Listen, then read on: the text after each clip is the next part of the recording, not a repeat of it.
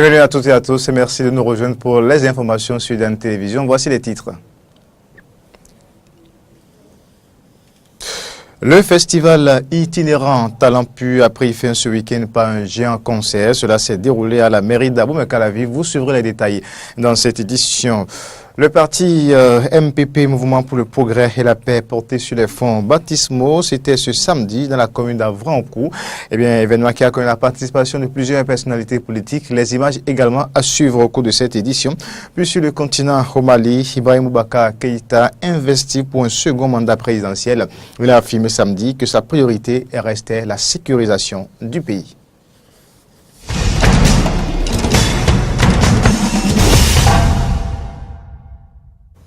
Et dernière fois, encore une fois, bienvenue à toutes et à tous.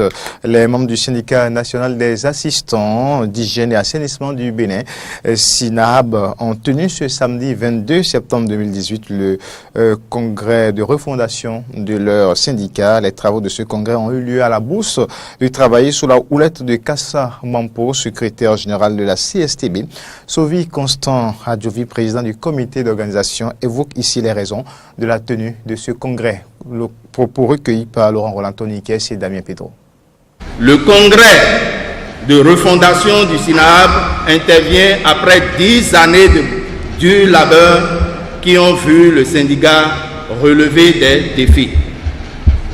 Le présent congrès se réunit dans un contexte totalement différent de celui du 8 mars 2008. Aujourd'hui, il est triste de constater le retrait du droit de grève au personnel de la santé. Les différentes réformes mises en place et qui ne tiennent pas compte de l'avis des acteurs. La nécessité de restructurer et de redynamiser le syndicat dans le sous-secteur de l'hygiène et de l'assainissement se fait ressentir avec acuité.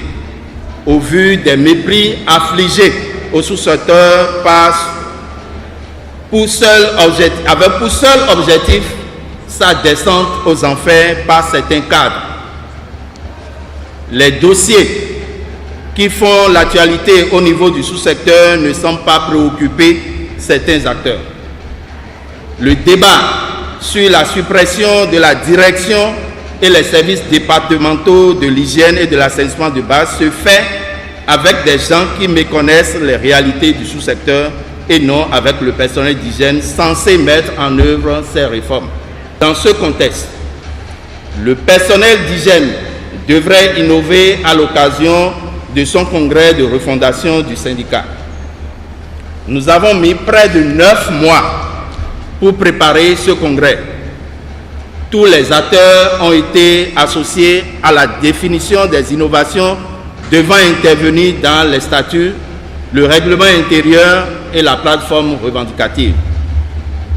C'est pour cela que le comité préparatoire a voulu que le présent congrès de refondation se tienne sous le thème « Unité syndicale dans le sous-secteur de l'hygiène et de l'assainissement de base, quel défi pour le développement du sous-secteur ?» Le festival itinérant Talent Pur a connu son épilogue ce week-end. Ce rendez-vous culturel qui s'est déroulé dans la commune d'Abomey-Calavi a pris fin par un grand spectacle qui a eu lieu sur l'esplanade de la mairie. Reportage Horacia Dodi, Fréjus Fiossi. Ces 2 mois qu'ont duré les vacances ont suffi au groupe Talent Pur pour parcourir les 9 arrondissements de la commune d'Abomey-Calavi afin de dénicher les meilleurs talents en danse contemporaine, moderne, traditionnelle et en interprétation. Un exercice qui est à sa 3e édition et dont l'objectif est de faire la promotion des jeunes artistes de la commune. Une initiative soutenue par le maire Georges Bada, représentée à la soirée par sa directrice de cabinet. Nourrit l'âme. Quand on chante à côté de toi, malgré tes soucis, tu es content. L'art doit, au lieu de passer par le vulgaire, nous éduquer à la morale. Et c'est ce qui se faisait du temps de nos anciens. Tout le monde veut chanter, mais chanter pour faire de la morale, chanter pour louer, chanter pour dire de bonnes choses, il n'est pas donné à tout le monde de le faire. Donc nos jeunes artistes, je les exhorte à cultiver l'art et le bon art Un soutien reconnu par Talent Pur à travers une distinction du maire et de son conseil communal. Au cours de cette même soirée, l'artiste de la chanson Asikiwa a été distingué meilleur artiste de la commune d'Abomey-Calavi. C'est beaucoup d'honneur, ça me fait chaud au cœur. Je suis émue de cette distinction-là parce que il y a longtemps que je suis dans le métier. J'ai eu des distinctions. Mais celle-ci, elle est particulière. Elle est particulière tout simplement parce qu'elle intervient après que je sois revenue encore sur scène l'année dernière avec le single Play Queen. Alors je trouve que ça veut dire que je peux encore continuer, je peux encore rêver, je peux encore faire rêver mon public et je suis très très contente et je suis très émouvante. Pour le promoteur de Talent Pur, Alphonse Yehoué, le pari est gagné. Il entend d'ailleurs apporter des innovations pour l'édition prochaine. Prochainement, ce qui va se passer, et nous sommes restés dans le monde de la danse.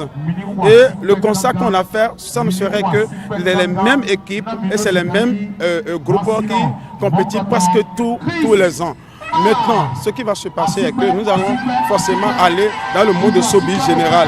Et notre objectif, c'est de mettre au moins au Bénin, au moins 1000. Nous allons lancer minimum 1000 artistes pendant 5 ans. Un festival riche en couleurs avec la prestation des lauréats de la 2e édition ainsi que de plusieurs artistes de la localité.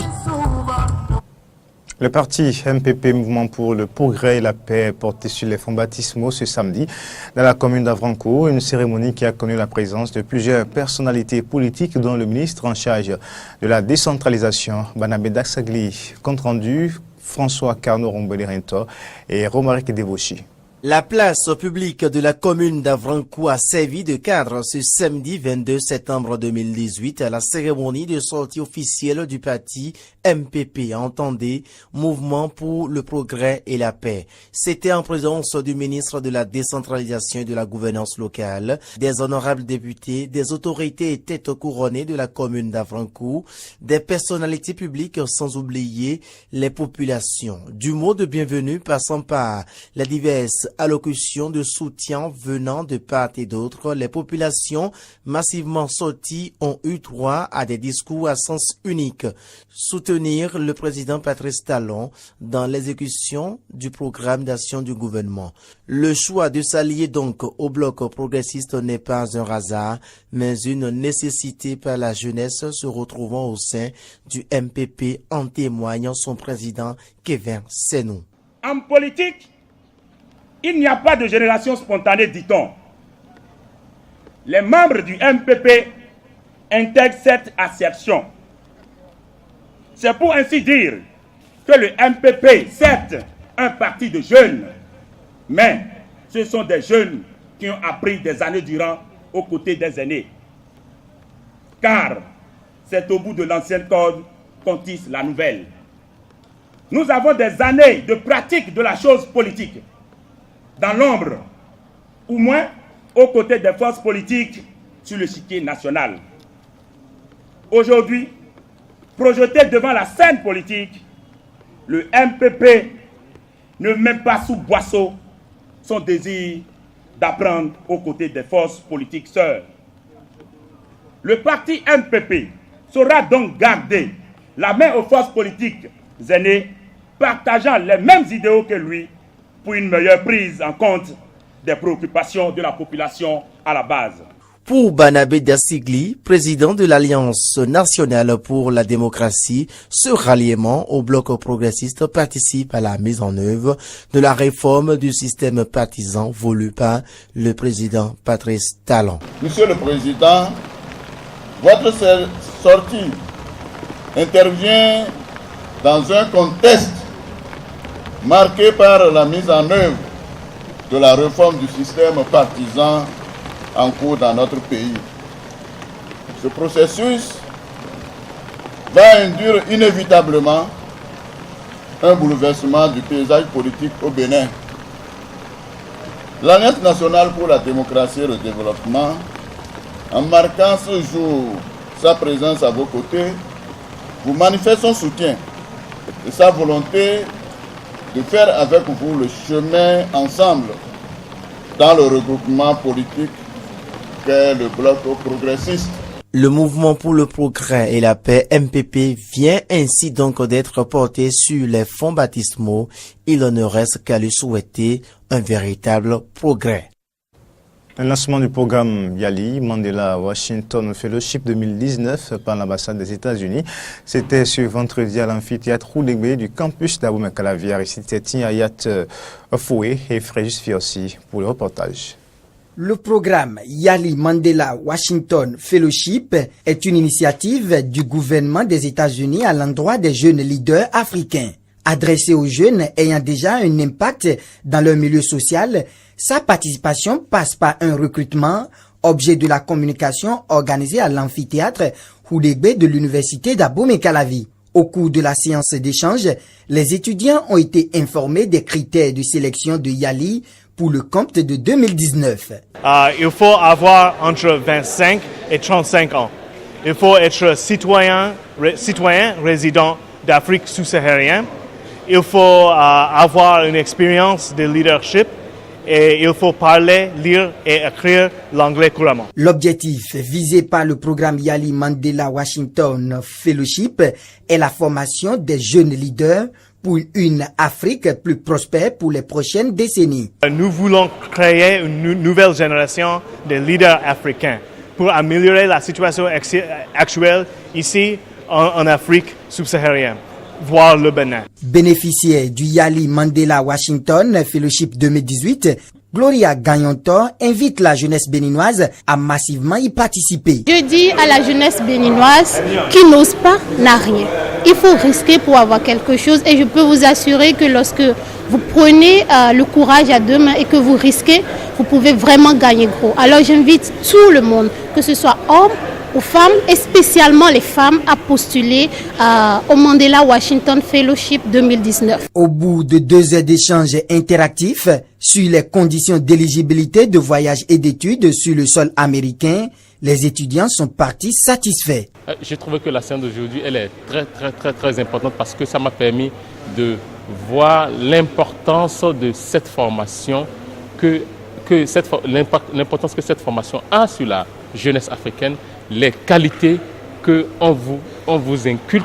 Si vous avez la chance d'être sélectionné, vous êtes sûr d'être mieux formé et de pouvoir apporter un changement positif dans le milieu dans lequel vous vivez. Et c'est ça qui m'a beaucoup séduit. L'inscription au Yali 2019, tout comme les années précédentes, qui se fait via le site de l'ambassade des États-Unis près le Bénin, prend fin le 10 octobre prochain. Nouvelle clarification sur la communication au Bénin. Le gouvernement rebrousse au chemin. Le président Patrice Talon a annulé le décret numéro 2018-341 du 25 juillet 2018 portant introduction d'une nouvelle contribution, j'allais dire, sur la communication électronique fournie par les réseaux ouverts au public. Bien que pense la population, les consommateurs de l'annulation de ce décret. Voici les réactions de quelques consommateurs au micro Eden Télévision de Antoinette Sabou. Il faut déjà dire que c'était une belle bêtise que ce décret qui a été pris pour taxer les réseaux sociaux et tout, mais je pense que le gouvernement a vu l'impact que ça pourrait avoir sur sa politique, sur son électorat, et ils sont revenus sur leur décision. Du mercredi au samedi, c'était vraiment mortel, sinon suicidaire pour nous, jeunes entrepreneurs, journalistes indépendants qui utilisons ces réseaux sociaux, utilisons le numérique, utilisons Internet pour faire nos affaires. Il y a eu de réels impacts négatifs sur notre productivité. Donc c'était à la limite ingérable, c'était une décision, c'était un décret suicidaire et Dieu merci, le gouvernement est revenu sur sa décision. Déjà que jusqu'à ce matin, certaines personnes n'étaient pas, ils n'étaient pas convaincus que ça avait réellement repris. Donc les gens tardent à se reconnecter. Ce n'est pas aussi viral que ça l'était, mais j'estime qu'avec le temps, d'ici cette semaine, tout ira pour le mieux. C'est un sentiment de satisfaction qui m'anime, puisque c'est une victoire du peuple. Le peuple s'est battu pour un droit qui est légal, un droit où l'Internet est pour tous. Tout le monde doit avoir accès à Internet, on ne doit pas pouvoir priver la population de Internet.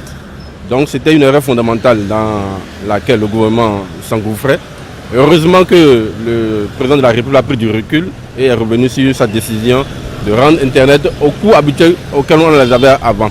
Donc aujourd'hui, à partir du dimanche hier matin, on a revu les gens se connecter, les commentaires qui fusent, le flux habituel a commencé à prendre peu à peu. Avant de retrouver l'actualité continentale et internationale, suite à l'effondrement du pont de Sota, le seul qui relie le Bénin au Niger via Malanville, le président du Centra INAB, syndicat des transporteurs et importateurs nouveau associé du Bénin, s'est prononcé. Suivons ici ses réactions au micro de Ayat Kilefoué et Damien Pédo. J'ai appris la triste nouvelle avec un pincement au cœur. Et puisque les personnes les plus concernées, c'est les transporteurs, les importateurs et après les autres usagers. C'est le lieu de dire à tous mes collègues transporteurs que c'est difficile, c'est dur, puisque dans notre budget, nous-mêmes transporteurs, on n'a pas prévu. C'est arrivé, chacun doit pouvoir gérer. Et c'est le lieu de demander à tous les acteurs intervenant sur la plateforme portuaire d'être. Sur le continent, Ibrahim Boubacar Keïta est assermenté pour un second mandat comme président de la République du Mali. La cérémonie d'inauguration a eu lieu à l'occasion du jour de l'indépendance du Mali en présence de plusieurs chefs d'État, ministres et représentants de la société civile avec le défilé de l'armée nationale. À l'honneur, le président Ibrahim Boubacar Keïta a affirmé ce samedi que sa priorité restait la sécurisation du Mali, toujours confronté à la menace djihadiste et du début de son mandat suivant. Vous pouvez imaginer à quel point pouvons-nous être et sommes tristes lorsque certains de nos partenaires et amis donnent l'impression de vouloir nous marchander ce soutien en oubliant que si la digue que nous sommes cède, nul ne peut prédire les conséquences sur une partie du Nord, l'Occident. J'aurais souhaité que ces résultats de la présidentielle soient acceptés par tous afin que nous puissions consacrer nos énergies et nos intelligences à surmonter les adversités qu'affronte notre pays.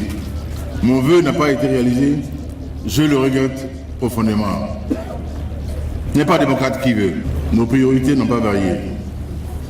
Il s'agit avant tout, pour nous, de préserver l'unité nationale, de restaurer la cohésion sociale, de rétablir la paix et la sécurité sur tout le territoire du Mali et d'avancer dans l'œuvre de reconstruction entreprise. La campagne pour la présidentielle où se présentent 9 candidats, dont le président sortant Paul Biya, 85 ans, dont 35 ans au pouvoir, pour une élection prévue le 7 octobre, s'est ouverte samedi au Cameroun. Les deux régions anglophones sont en proie à une crise majeure. Plusieurs meetings se sont déroulés samedi à travers le pays. Deux principaux candidats de l'opposition, Maurice Kamto et Joshua Ossi, lancent à Douala leur campagne électorale en vue des élections présidentielles camerounaises de ce 7 octobre 2018, mais qui a été interrompu par les forces armées. On écoute la réaction de ces candidats et partisans. Et le sous-préfet de Douala 4e a interdit le meeting dans la nuit. Dans la nuit, il a signé un décret dans la nuit et le matin, ici était militarisé. Vous-même, vous voyez les chars, vous pouvez filmer et voir que vraiment de Dieu, ce n'est pas digne de la République du Cameroun. Nous sommes vraiment déçus. Nous sommes frustrés. Nous sommes frustrés, très frustrés même. On ne peut pas encadrer Maurice Kamto. Est un candidat et des présidentiables. Ça, c'est une manière d'intimider. Comment on peut emmener un camion d'eau pour nous intimider ici? Ça veut dire que si on fait l'erreur, on va nous entourer. On sait pas ce qui est là-dedans. Ou bien c'est l'acide, ou bien c'est quoi? C'est parce qu'il est dedans. L'engouement est là. Les Camerounais ont envie de ce changement. Et nous ne nous trompons pas. Nous pensons que le 7 octobre, les Camerounais seront à la hauteur des attentes du monde entier. De dire qu'il faut tourner la page et il faut aller finalement de l'avant. Les médias publics sont confisqués par le pouvoir. Un média dans lequel même les médias privés sont victimes de l'intimidation des pouvoirs publics et du pouvoir en place. Et de ce point de vue, nous constatons avec regret que une part belle de l'audience dans l'audiovisuel public est consacrée au régime. La mort de deux journalistes de la chaîne afghane Tolo News. Début septembre 13, le nombre de journalistes tués cette année en Afghanistan, devenu en 2018, selon Reporters sans frontières SF, le pays le plus meurtrier au monde pour les médias. Reportage. En direct, quelques instants avant de mourir. Samim Farahmaz et Ramiz Ahmadi venaient de terminer leur duplex depuis les lieux d'une attaque suicide à Kaboul quand une deuxième bombe explose. Leur mort en septembre porte à 13 le nombre de journalistes tués cette année en Afghanistan. Leur confrère Armid Adari, lui, venait juste de quitter les lieux. Quand on part de la maison le matin, on ne sait pas si on rentrera vivant. La situation est terrible pour les journalistes ici. Personne ne sait ce qu'il va lui arriver pendant la journée. Selon Reporters sans frontières, l'Afghanistan est devenu cette année le pays le plus meurtrier au monde pour les médias. Depuis 2014 et le départ des troupes de combat de l'OTAN, des dizaines de journalistes et employés de presse ont été tués. Le 30 avril dernier, 9 journalistes ont perdu la vie dans un double attentat ciblant la presse. Parmi eux, Shamarai, le chef photographe de l'AFP à Kaboul. Malheureusement, ce n'est pas juste l'endroit de l'explosion qui est dangereux, c'est se rendre dans une province ou être au bureau. Les risques sont partout et c'est difficile d'arriver au risque zéro, mais c'est notre responsabilité de tout faire pour minimiser les risques.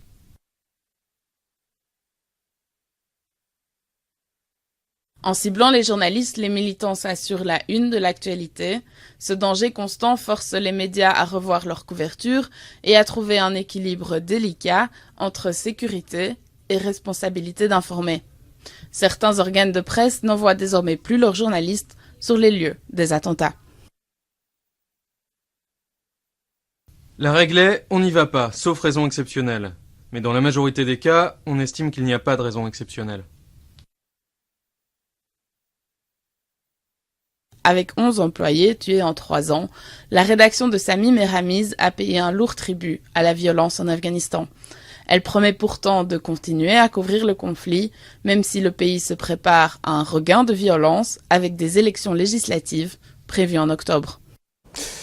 Et puis en tournée de 4 jours dans les pays baltes, le pape François a rencontré la jeunesse lituanienne sur la place de la cathédrale à Vilnius. Le début de cette tournée balte a coïncidé avec une annonce majeure faite par le Saint-Siège, celle d'un accord historique avec le régime communiste de Pékin sur la nomination d'évêques, pomme de discorde depuis des décennies entre le Vatican et la Chine.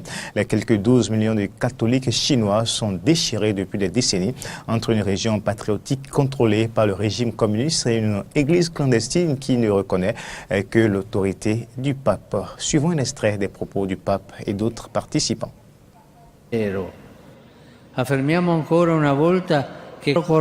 Essayons de nous rappeler une fois, tout ce qui arrive aux autres nous arrive aussi. Nageons à contre-courant de cet individualisme qui nous isole, nous rend égocentriques et vains, préoccupés uniquement par notre image et notre propre bien-être.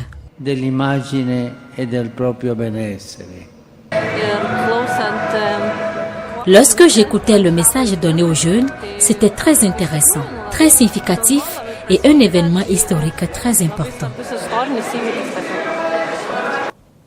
Fin de cette édition, mesdames, messieurs. Merci de l'avoir suivi. Toute l'équipe de présentation et de réalisation, Igor Mtondi, Claudia Chimen-Gossou et Fiak Voitan vous remercie de l'avoir suivi. Au revoir et à très bientôt.